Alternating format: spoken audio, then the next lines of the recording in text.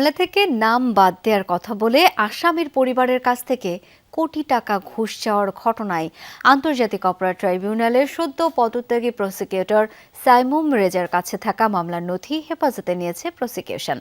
নতুন chief prosecutor জানিয়েছেন, ট্রাইব্যুনালের অতীতের সকল কার্যক্রম যাচাই বাছাই করা হবে।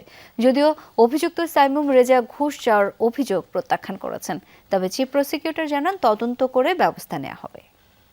গ্লিটারের টুইন লেমন ও অ্যান্টিব্যাকটেরিয়াল ফর্মুলা বাসনকে চকচকে জীবাণুমুক্ত করে আমাদের দেয় গ্লিটার গ্যারান্টি। আমি কি আসলে আপনাদের থেকে কোনো পার্ট টাইম যাবো কিনা, না একবারই পরে যাবো? কোনটা ওয়াইজ হয়, কোনটা হলে বেটার? এই কাজ হয়ে যাওয়ার পর হলে বেটার হয় না?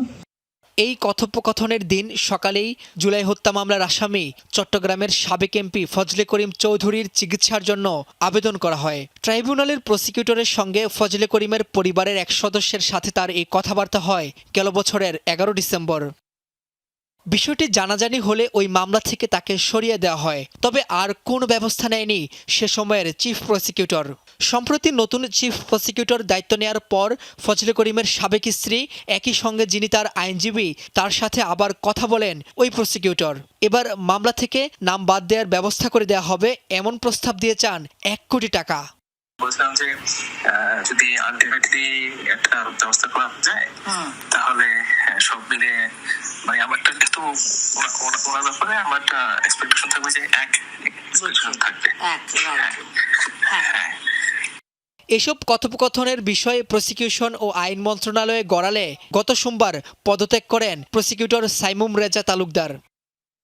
ফজলে করিম চৌধুরীর পরিবার অবশ্য বলছে তারা কোনো ঘুষ দেননি। ঘুষ চাওয়ার বিষয়ে আগের চিফ প্রসিকিউটর তাজুল ইসলামকে জানিয়েছিলেন তারা। তাজুল ইসলামের সঙ্গে এই বিষয়ে কথা বলতে একাধিকবার যোগাযোগ করা হলেও পাওয়া যায়নি তাকে।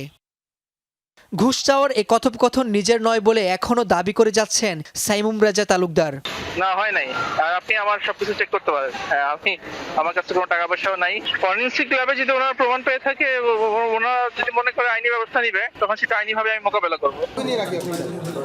এমন পরিস্থিতিতে সকল প্রসিকিউটরদের নিয়ে বৈঠক করেছেন নতুন চিফ প্রসিকিউটর। সাংবাদিকদের জানান, সাইমুম রেজার দায়িত্বে থাকা বেশ কিছু মামলার নথি হেফাজতে নেওয়া হয়েছে। তদন্ত করে ব্যবস্থা নেবে প্রসিকিউশন। এটা নিশ্চয়ই আমরা যাচাই বাছাই করে দেখব। যদি তার বিন্দুতম কোনো সত্যতা থাকে, আইন অনুযায়ী যতটুকুন তার বিরুদ্ধে ব্যবস্থা নেওয়ার সেই ব্যবস্থা নেওয়া। চিফ প্রসিকিউটরের কার্যালয় থেকে একটা আভ্যন্তরীণ তদন্ত আমরা করব। শুধু তাই না, আমি আরেকটা কথা বলি, এই পার্টিকুলার বিষয়ে তো তদন্ত করবই। আমি 5 আগস্টের পরে আমাদের এই ট্রাইব্যুনাল গঠন হওয়ার পরে আমি সমস্ত বিষয় আমি আমার আভ্যন্তরীণ একটা কমিটি গঠন করে আমি সবটাই তদন্ত করে দেখব। আন্তর্জাতিক অপরাধ ট্রাইব্যুনালের অতীতের সব কার্যক্রম যাচাই বাছাই করার সিদ্ধান্ত নিয়েছে নতুন চিফ প্রসিকিউটর আমিনুল ইসলাম। এইরকম যদি কোনো বিষয় হয় তাহলে তো অবশ্যই আমাদের ট্রাইব্যুনাল নিয়ে প্রশ্ন উঠে, আমাদের ইমেজ সংকট হয়। রাব্বি হোসেন, যমুনা নিউজ, ঢাকা। এটা তো সঙ্গত